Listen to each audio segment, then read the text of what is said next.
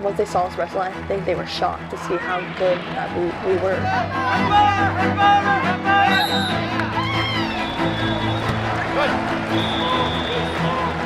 Nothing outside of the mat mattered. For over 30 years, high school girls from around the country struggled to be accepted in the wrestling room and at competitions.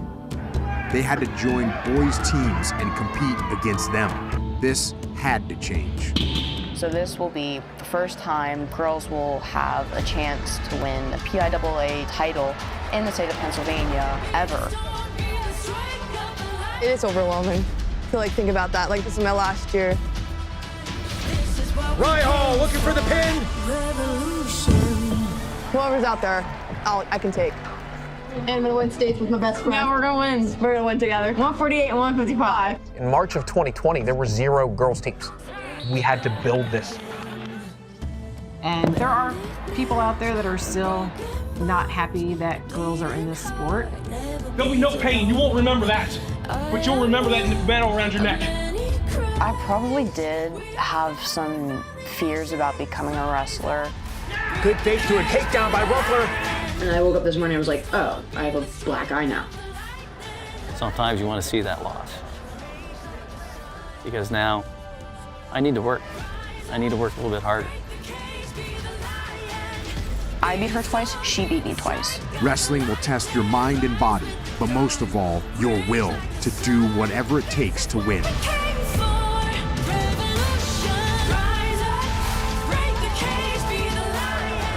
And now, it's the girls' turn.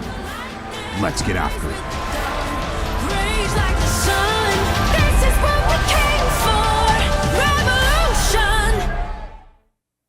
And there you just saw and heard the trailer for Iron Maidens Wrestling for Glory today on the Short Time Wrestling Podcast.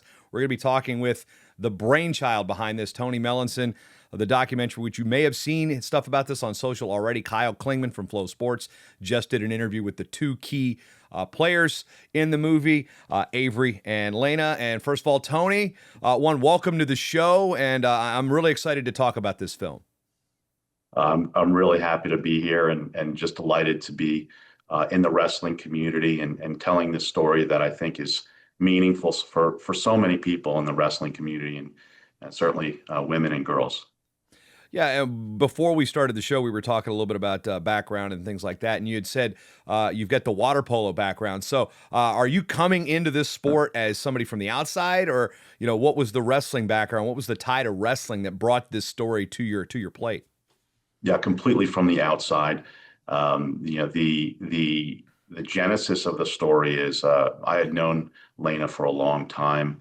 They're family friends, and I realized that what she was experiencing was really pretty special. She started wrestling after the girls' team started in 2020 for North Allegheny, and I kind of kept track of what was happening in her development. And I had finished a water polo documentary, and I was looking for my next story. And I thought back to this experience that Leyna was having, and I thought, this is historical. It's a historic event for women's sports, and certainly for an individual like Leyna. And I just went after it, and I approached the Rumpler family, started with the parents, and said, hey, I think there's a story here. If this all goes the way you guys think it might go, we definitely have a story. And even if it doesn't go the way you think it's going to go, there's a story here. So that was my introduction, and I just got started with Leyna, and then met Avery, and the 2 of them were close friends, and we just went from there. Was it something that struck you as odd that in an individual sport you have combatants that are friendly like that? The day we went to shoot that at Butler, I hadn't yet met Avery, and I saw the match between Leyna and Avery, and they hugged when they got off the mat, and Avery had pinned Leyna in 46 seconds, and I thought, what is this? They're hugging and they're embracing each other, and the girl just kind of wrecked her, and so I thought that was very unusual. And then I met them both in the cafeteria, and we spoke afterwards, where you see that scene with the 2 of them talking about their ambitions and their dreams. And I thought, this is really, really interesting and really going to be a good story. So yeah, I did think it was very, very odd to begin with.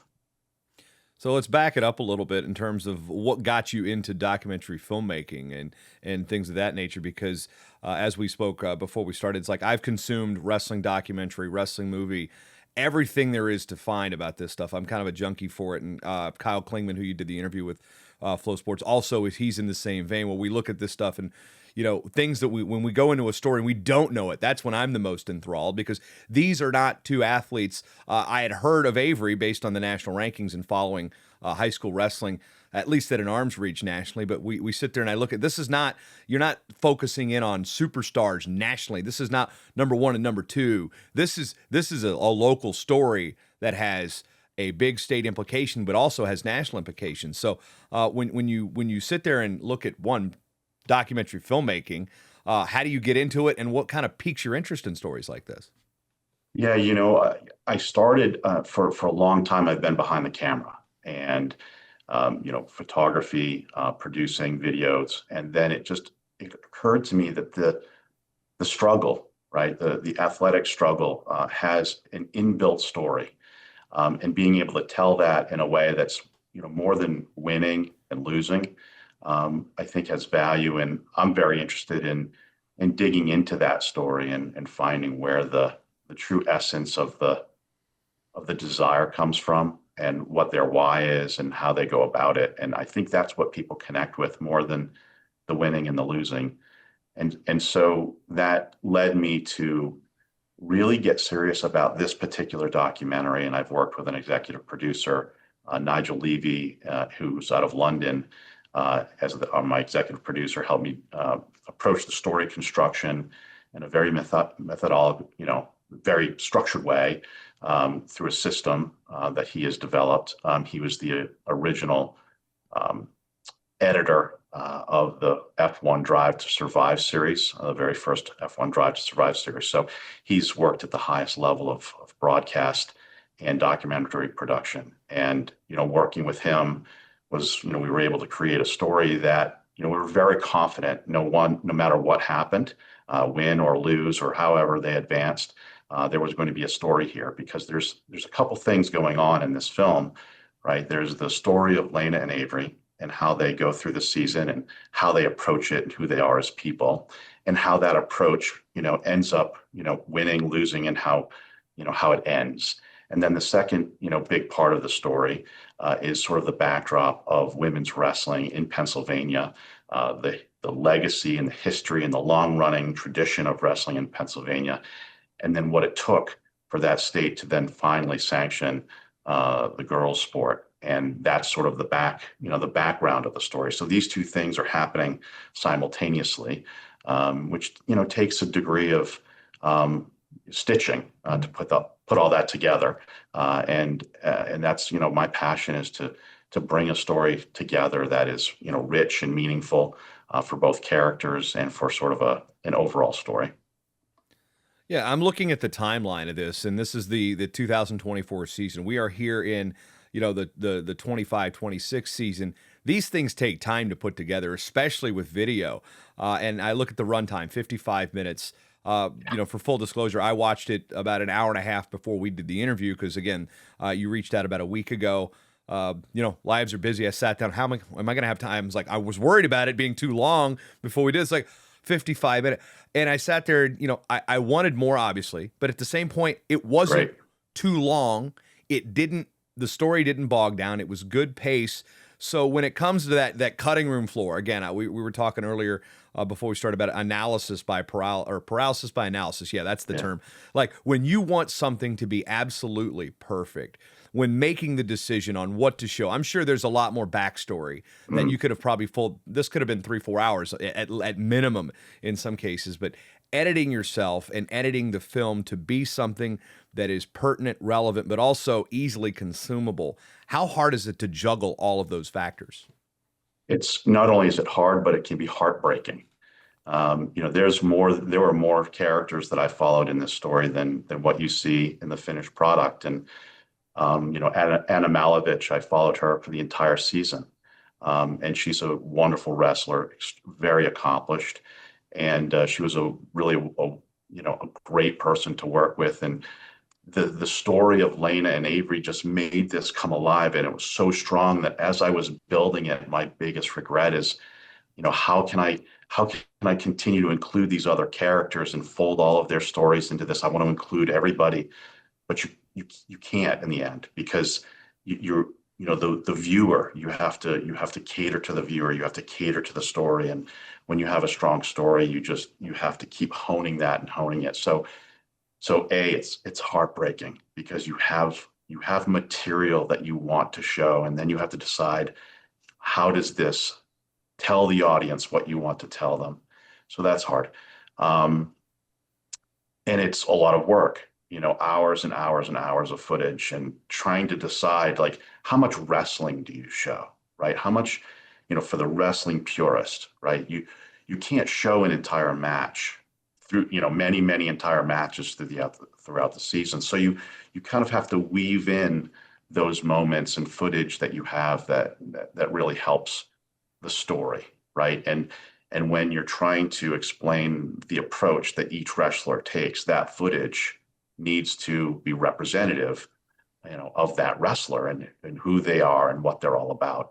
So it's the edit in a documentary is very challenging for sure, and it just takes a ton of time. So we started in 2023, of course, when the season started for the 24 championship, and we worked with the girls and filmed them all the way through the 24 championship. And then my edit process took me all the way through 24, and then we finally released it in April of 25. So the edit was nearly a year long. There's a couple things about these projects when dealing with age groups. Now, you're dealing with a group of high school aged students who typically aren't media trained. They're not always comfortable with a reporter, sticking a recorder in their face or taking quotes. My years as working in a newspaper, interviewing high school girls is always one of the toughest assignments, because especially in girls wrestling, they haven't been interviewed. Whereas the better boys have been, and by the time they're a senior, they're seasoned. These two seem very natural when on camera. One of, obviously, with knowing Leyna, you've got that rapport with her. But how hard was it to build that rapport with Avery and make her comfortable on camera, and them two together to tell this story where, when they decide to be in the same weight class, spoiler alert, I'm not going to give away the ending, obviously, but if you know results, you already know what happened. But, to get them comfortable with you, especially the family that didn't know you. Right.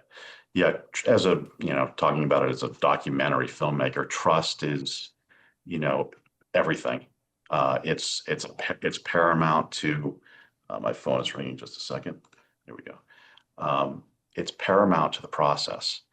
And with Leyna, even though we knew each other, she was not comfortable being on camera, right? So that takes time, right? And I'm lurking around at matches, and I've got a camera, and you have to keep your distance too, right? And you want the athlete.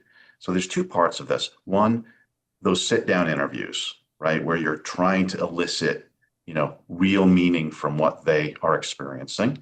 And the second is being at their match, right? And now they're conscious of you at their match, and you're filming them, and they want to perform, and all these things. And so those are two very different dynamics. And the goal is that you build a rapport, and when you're sitting down with them, you get them at ease, and then you just talk, and eventually they forget the camera is there. And the same thing is true in the matches. You try to just melt into the background. You use the proper gear, the proper lenses. You're not up in their face. You're trying to capture them in their essence. And they got used to it. It wasn't right away, but they did get used to it, and they actually do a nice job talking about it in Kyle's interview. If you listen to that one, if your viewers listen to that one. And there are times when, as a filmmaker, you have to decide what you're keeping, because sometimes they'll say things like that would be incredible on like, oh my gosh, that's controversial or that's dramatic or whatever. And you're like, okay, hang on a second. They're going to live with this the rest of their lives. And, you have to be conscious of how you handle the material because they have to live with it the rest of their lives. It's not just, as a filmmaker, I want to put the stuff out there that I want to put out. There's a real ethical part of this, and you have to strike the balance. And even though there are moments in the film that are raw and they are very personal, these were moments that they all felt characterized their experience. And so when you're dealing with a hard topic, but it characterizes their experience and it's authentic and true, it works. But when it becomes, gratuitous drama, then it doesn't work. And so that's as a filmmaker, you have to straddle that line too. Yeah, this is a documentary. This is not reality TV, which, as we know, is really far from reality these days. One of the other things that jumps out at you right away is the voice you hear. If you're a podcast nerd or you're into some of the more popular shows, Jocko Willink is the voice of this thing. And as a voiceover guy myself, that's when I'm like, oh, they got Jocko. There was one, Chance Leonard did The Price of Legacy down in Oklahoma a couple years ago and had Trace Atkins as the voice there. And I'm like, ooh. So how do you get a hold of Jocko? How does he say yes to this project? The short answer is I asked him. But I'll give you the longer, but getting a hold of a guy like Jocko is not so easy. Now, he's also been a very, very big proponent and advocate of wrestling over the years, too. Yes, so obviously there's that tie to it. Yes, he has. And I saw that. I know I was looking for a narrator. I had asked a very prominent A-list celebrity. And we spoke with the agent and went back and forth, and that wasn't going to work out. And it turns out it was the best thing that it didn't, because Jocko he represents something very important, I think, to the wrestling community.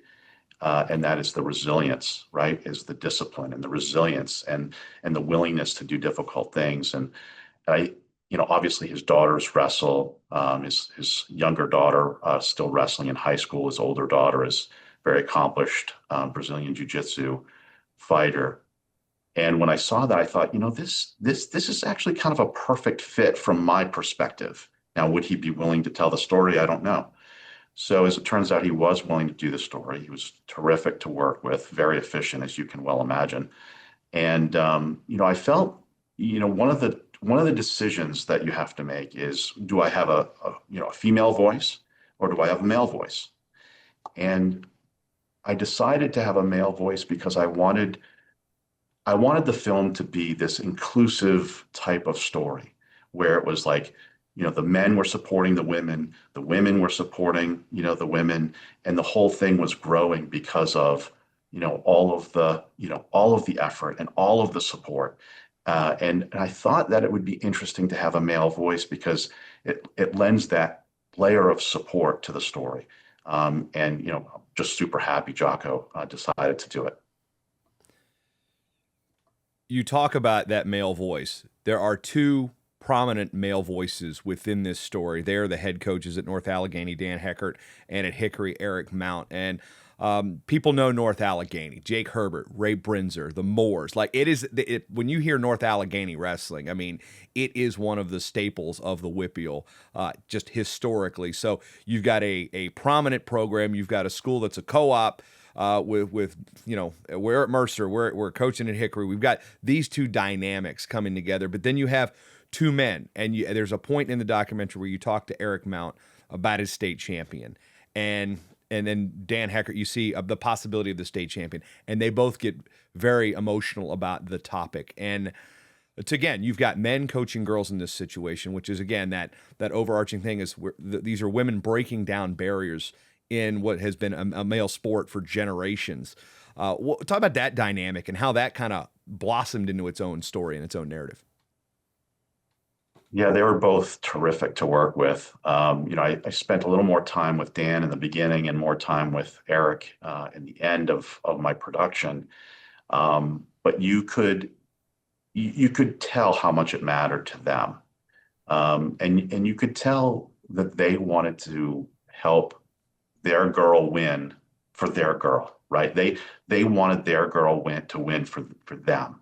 And in the end, it did mean a lot to each one of them to experience, that championship, right? That, as Eric says, he was able to experience something that he wasn't able to experience himself as a wrestler. And, being part of, that historic event and being part of wrestling in the Giant Center, it just meant the world to him. And it comes out in the film, I think, really beautifully. And, again, these are choices. How much of that interview do you expose, right? And I remember just a little inside of filmmaking here. I remember interviewing Eric, and he said, "Hey, are you going to put that part in when I'm crying?" And I said, "Well, not all of it, Not all of it, but I'm going to put enough of it in so that people know what it really means to you. Because if they don't know what it means to you, they don't know what the story means." And so I think hopefully the viewer will think that it's just enough, and I think Eric does.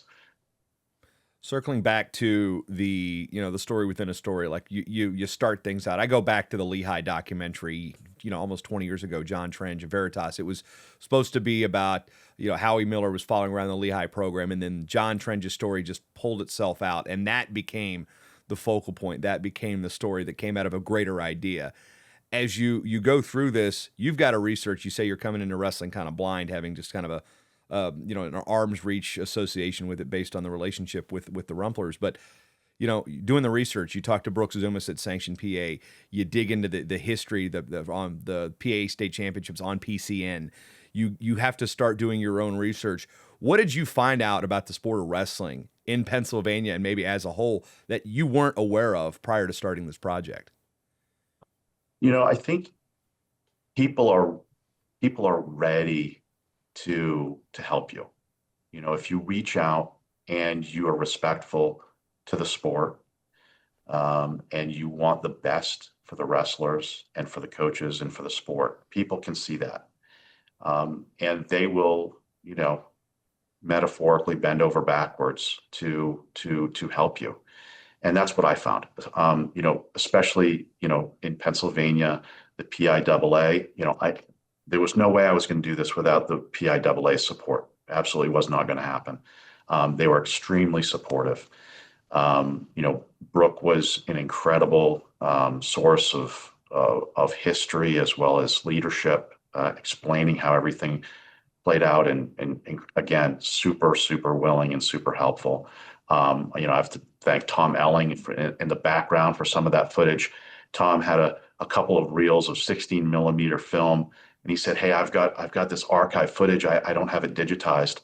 And I said, "Well, I'll tell you what, I'll digitize it for you if you let me use the footage, and I'll send you the digital footage that we digitized." And he was super excited to get that footage digitized, and some of that is in the film from the 50s, from Clearfield, and there's some just really good historical stuff in there. It's small, it's bite-sized material, but it gives the bigger picture, right? The total context of what this means in Pennsylvania, because if you miss that, you don't really understand the significance of what happens in terms of what the girls are now experiencing and how things are changing. So it was really what surprised me and what delighted me was just the willingness for people to rally around this and to help. Looking at your own background with the water polo, a niche sport, it's big in the Southwest port. You look at the NCAA champions; they're all pretty much, all California and Arizona, the places where it's warm, and you're in the pool a lot of the time.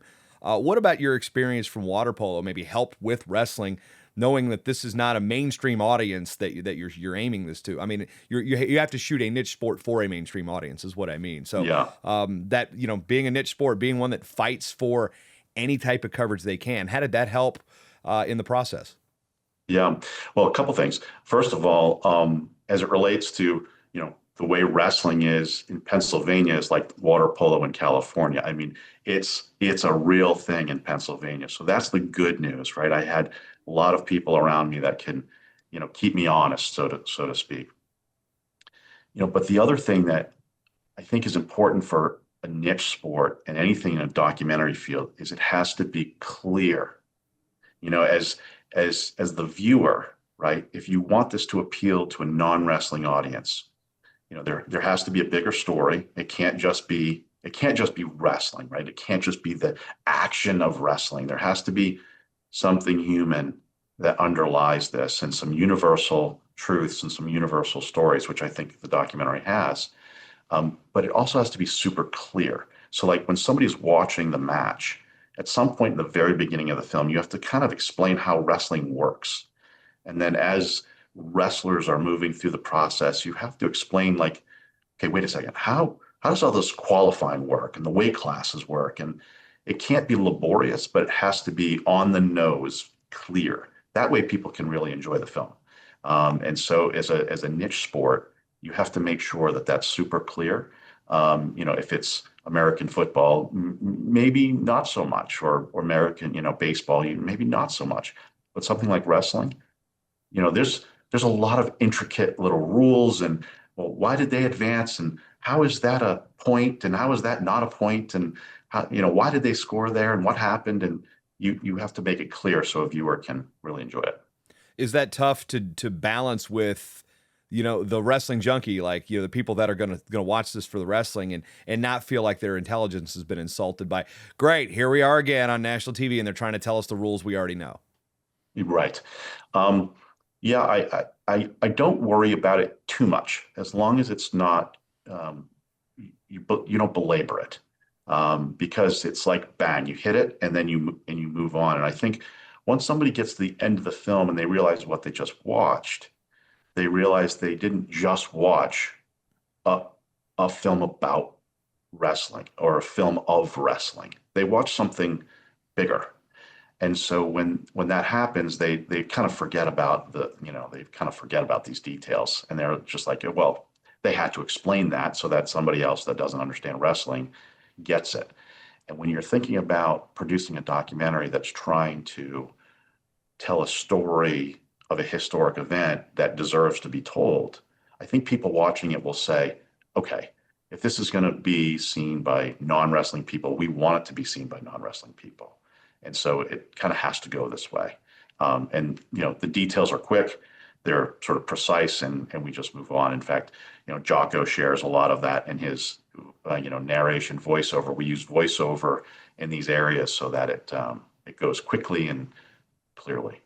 Yeah, there's also a moment where, again, I'm not spoiling it, but again, if you've looked at the results and you know what's going on, you know what's happened, but where the athletes are explaining the scoring sequence in their own words, in a match that may have not had, it wasn't a 15-14 kind of match. So you've got the athletes doing that work for you too. So it gives you content there. As far as distribution goes, this is on Prime Video. It was really easy to just search Iron Maidens. You have to get through the Bruce Dickinson of the metal band Iron Maiden, which I do like the reference point there as being, I did kind of dig the 80s hair metal back growing up. But you've got that kind of the name, before we even get to distribution, the name implies toughness and grit. And wrestling is a sport where you thrash your opponent. You got some so I mean, again, coming to the genesis of the name right there, how did that pop in your head? Are you an old metalhead as well? Not so much. I mean, we really tussled over the name. I remember with my executive producer Nigel Levy, we wrestled each other over the name, and for a long time it was name something else. I'll just leave it, leave that to be a mystery. And he just kept challenging me. He's like, I'm not sure that's such a great name, not such a great name. So we kind of came up with this one together, and it really stuck. And I think it suits the film. And the film is part, action, right? Part action story. So, the way that title is presented is sort of an action movie type of presentation. And there's very much of an action movie, dramatic action movie feel to this documentary, but there's also the truth and the backstory and the meaning behind what is being, sort of what's happening, right, in girls wrestling and the movement and women's sports, and so it's not just, what I love about it is it's not just the sort of information about what happened. It's like this story of action and like, how is this going to end? And I don't know how you felt about it, but I hear from a lot of people, they're like, oh man, we wanted to know how it was going to end. And I'm proud of that aspect of it too. That's one thing too. I was, again, I have the results of the PA state tournament from that year, but it's not like I've got them committed to memory. And I'll be honest with you, if I scrolled past that result, I don't know if I would have remembered it, because there's, I think there's 16,000 results of just placement matches across a tournament, across the 2024 boys and girls. So there's thousands of championship matches across every division. So I can't say that I remember that. No, I didn't. I didn't know this. I didn't know how it was going to end. I didn't know that these two had this relationship. So again, as somebody who's even a wrestling junkie, I love the fact that this was not name. And I say this as from a national standpoint, that these are not names that we're jumping out. Oh, this is a Jordan Burroughs, Kyle Dake documentary. We know that Flo's going to crush those, but this is something that's, under the radar. It's like, whoa, I was generally enthralled with this, and I think the wrestling community will be at large as well. Going back to one last thing about the Iron Maidens thing. Was there any thought about getting any licensing for an Iron Maiden track to introduce this thing at any point? I'm just curious. No, actually, there wasn't. That would have been a great. That would have been a great idea. Last sequence, no. Run to the hills. I mean, but then again, you're like, why do you have Iron Maiden, a high school kid? It's a great idea. Maybe somebody will do a director's cut. A bootleg remix or something, and put it to some Iron Maidens tunes. So the other thing, if they can put Jean-Claude Van Damme running through Bloodsport to the Mentos theme, I think they can do just about anything, whether or not they have the rights to it on social or not. Maybe we'll put Anna on that. I saw her reels the other day with some rather interesting music from my area that took quite a big turn. Those college kids. Quite interesting on their Instagrams these days. Now, back to the distribution thing where I was getting to is Amazon Prime. This was easy to find. Again, you had to sift through the Iron Maiden stuff to get it. And why was Prime the distribution point for you? And what do you think that was the most successful part about putting it on Amazon Prime? Well, it's the biggest video on demand platform in the world, and so that for me says it right there. Go big. Get it in front of as many eyeballs as possible. And I'm super happy they picked it up. Apple has licensed it. They haven't yet pushed it out onto their platform, but that should come in the next few weeks, I think. But Amazon Prime is the biggest video on demand platform in the world. And it just, what a great opportunity for this to get distributed. I want to say one other thing too about the matches and the filming of the actual, events. And that is, how do you bring, sort of energy to these matches when you're just, you're on the floor and you have nobody in your ear, right? There's no announcer. Now you're an announcer. So in that final match, Jeff Byers is the announcer. Penn State Wrestling. Yeah. He was on my notes to bring up. I love you back. Okay. I wasn't sure if I wanted to make sure we get that in there, because as a documentary filmmaker, you have to say, okay, we need energy here. We can't just show the wrestling like footage. This is part of that explaining to an audience as well as entertaining the audience and bringing energy to what's happening on the screen. And so after the fact, actually, I reached out to Jeff, because Jeff didn't do any of the announcing at the PIAA championships. And I said, Jeff, would you be willing to do a voiceover of these matches and provide me with this, commentary of the match and the energy? He said, absolutely. And he's super supportive. Again, this comes back to that theme of all of these people who are willing to support, me and not just me, but because of the women's wrestling movement, they're willing to support that. And, Pennsylvania has come out for that. And, Jeff was it's just such a great narration. It's a great call that he's, and it's not easy, right? He's not there. He doesn't feel the energy of the crowd. So he has to generate that and produce that in the film. And it's just, I think it adds so much to the action aspect of the film. And I'll say this too, having been in Hershey when I lived in Pennsylvania, been to the Giant Center, knowing the feeling in there, listening to it on radio in my car, like if I have to leave a session early and go back. So, and then there's been other documentaries that have used the radio calls from around the state. So familiar with it. I'll say this: I didn't know he wasn't on the call. I know he did Penn State, but so that's that authenticity there, even though it came after the fact. Again, spoiler alert. But by this time, you kind of realize spoilers are everywhere throughout this interview. But no, I thought there was an authentic thing to it. I'm not just saying that because I know him. It's like one of the things I'm listening to was like, oh, it's immediately. It's like, oh, I got Byers. I didn't know that wasn't a radio call. So right there, I think that lends to the authenticity, even though it wasn't as the moment. I know shooting tape delay, for example, for events that happen, or I might be at in January and I've got to shoot the audio in March. It's really hard to recapture that. So, like to your point, I would love to be on location for this stuff, but you don't know how the story's going to go. You can't be like, we need a radio guy for this match. And if that's where I think the authenticity may come in. If you're bringing somebody in just for just these matches, and then you're maybe faking it that way, that's where I think you lose this. But I think Byers did a great job. Plus, you brought up Tom Elling too, who is the absolute encyclopedia. When I've referred to Tom for years, I've known him since I was a kid in terms of getting into this media stuff. So you got the right people. You got Byers from the from Penn State Radio. You got the other Byers from the PIAA. Mark Byers did a great job, with the Pennsylvania history. So again, bringing that in and putting a bow on the impact of this project, not just to you personally, but where do you see this documentary maybe sitting in the lore of wrestling, and how it will maybe help those naysayers who are still kind of on girls wrestling? I mean, there's plenty of them still out there. There's still plenty of curmudgeons that don't think girls should be on the mat. And, you've got the advocates like Terry Steiner at USA Wrestling. Well, the other side, you've got some grumpy coaches that still won't do it. And they'll do everything they can. They'll run the girl out of the wrestling room, make practices triple hard that day, so they quit. Where do you think your documentary can help the sport of women's wrestling grow, not just in Pennsylvania, but nationally as well?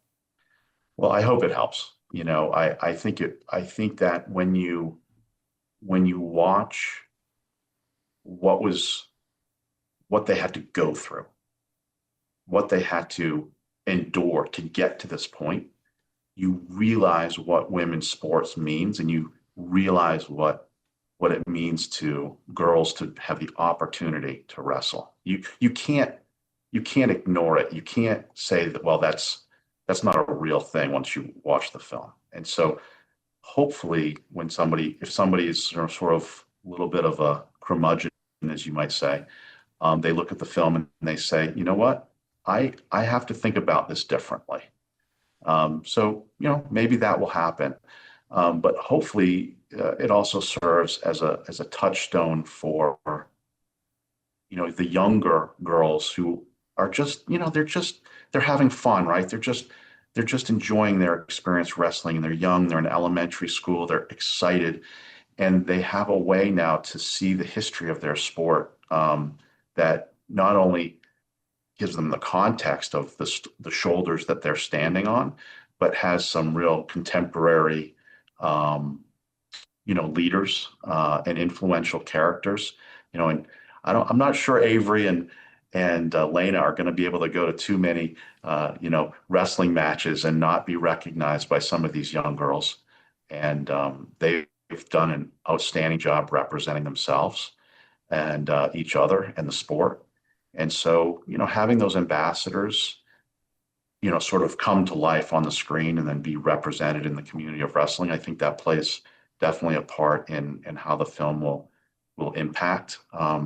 So I hope it has an impact. I think it will.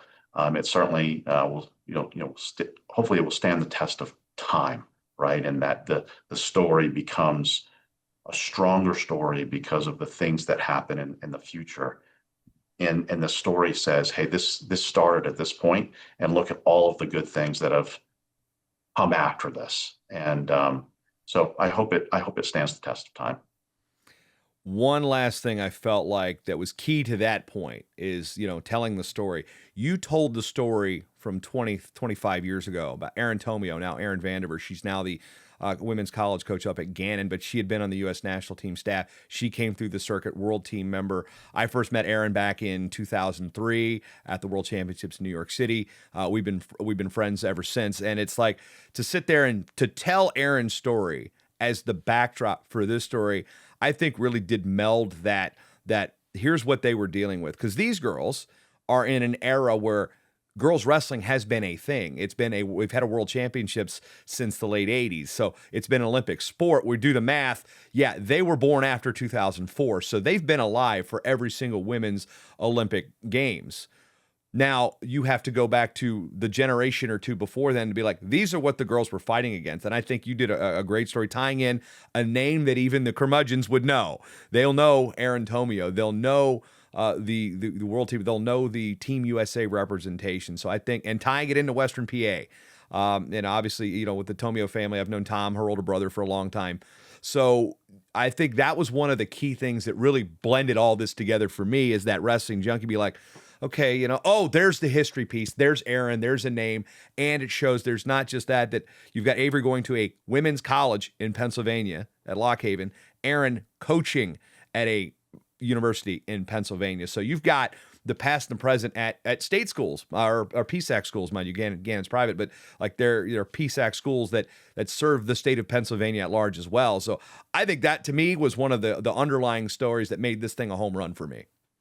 That's awesome to hear. I felt like Erin is a missing link to the past and the present. And she filled in this spot that was critically important for people to understand.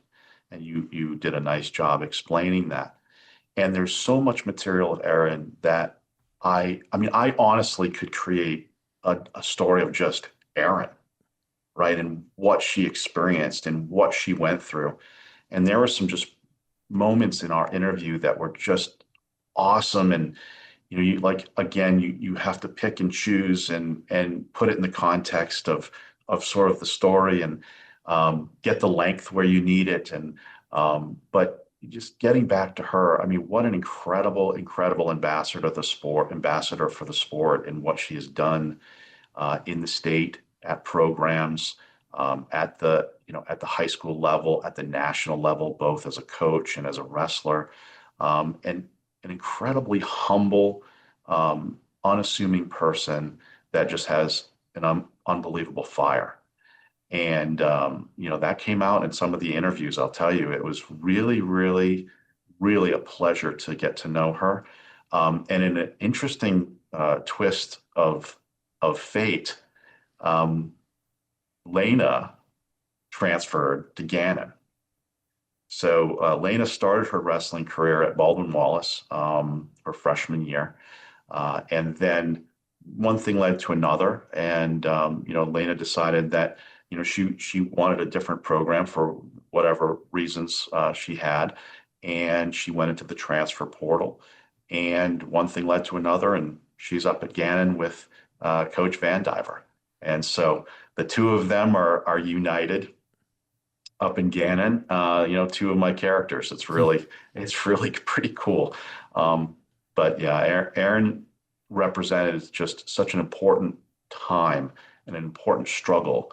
And I make the distinction, people use pioneers and people use trailblazers, and I have a very specific line, right? Erin was a trailblazer. Like, she went through the thicket. There was no path. She made a way where there was no way, right? That's what a trailblazer literally does. And, the women that come after her, we could call them pioneers, right? They're the people who went west, right? There was a route, but it was still difficult, but there was a route. Erin and people of Erin's generation, they had to fight through the thicket. And they are truly the trailblazers. And it was just critically important to have them as part of the story. And she, you can't have them all. So she kind of represents, right, all of them in her experience. So what's next for you? Is it back to water polo? Is this something that's hooked you into wrestling? Will we see more wrestling films from Tony Melanson? What will we see that the wrestling community may be paying attention to? Are you part of the wrestling community now? I suppose I am, right? If you put a documentary out there that wrestling people love to watch, I'll be a proud contributor and member of the wrestling community for sure. And I always said, if the first thing I need to do in this film is to make sure that wrestling people like the film and they feel like it honors the sport of wrestling, that it doesn't do something that's, that's not right, or, it's not quite right, or what. I didn't want that, but I wanted to make a story that was going to be universal. So hopefully I've nailed that landing. And so in that way, maybe I'll be, considered part of the wrestling community. As far as my next thing, well, stay tuned. I guess is the only thing I can say. There will be sort of many next things. I think, sports is definitely, the struggle behind sports is just such an interesting one. And like I said, it's more than winning and losing. So I think you get the right person with the interesting motivations and story behind them, and it can be magic, no matter win or lose. And then I think there's some other human stories that I'd like to tell. There are people who have been extremely influential in their small niche of the world, and their stories deserve to be told. So I'm on the lookout for stories, and if anybody has a story that has to be told, please do reach out to me. I'd love to hear from you. To reach out, first of all, this film, you can go at Iron Maidens Film on the socials. The website is ironmaidensfilm.com. There is a contact information there. But beyond the film, where else can they get a hold of you and follow what you're doing? Maybe there's a water polo fan that's like, wait a minute, I know that guy. Where can they get a hold of you? Where can they follow your other projects? Yeah, sure. So I'll post those on the freezetimeproductions.com website. We'll start to put things out there. You can contact me at my email address at tony@freezetimeproductions.com. It's probably the best way to get in touch with me if you want to get in touch with me. And I just would really appreciate anybody that watches this film. If you liked it, leave reviews. These reviews are the algorithm maker, right? They make the algorithm happen. And so that the film ends up in people's feeds, and they say, if you like this film, then you might like this film. And the more people that review the film and like it, the more people that are going to have an opportunity to see the film. So if you like the film, please be sure to leave a review. All right, Tony, appreciate the time. It's been great. I enjoyed it. As you said, I'll be sure to leave that review too. And it's not just because you're on the show. It's because I generally actually enjoyed the film. And it's always fun when you watch something when you know the players in it. But I also like the fact that I watched something and I didn't know the players in this, and I'm not meaning players as the athletes. I mean players, like who is the characters. Anyway, I got you. That's devil's in the details there. But Tony, it was great to touch base and check this film out. Again, it's on Amazon Prime Video. Iron Maidens, Wrestling for Glory. That Wrestling for Glory is a key part when searching, or else you're going to get a lot of Bruce Dickinson stuff from the metal band. But Iron Maidens, great 55-minute runtime. It's the perfect thing on the way to a match. It's one of those things that hey, put it on there to the streaming for your bus. They don't put the VHS anymore, Vision Quest, as they used to on team buses. You got documentaries, you got things like that. But Tony, appreciate the time and best of luck with your future projects and your daughter's water polo season at UCLA. Thank you. I appreciate you. I appreciate speaking to your fan base, Jason. I really appreciate it very much.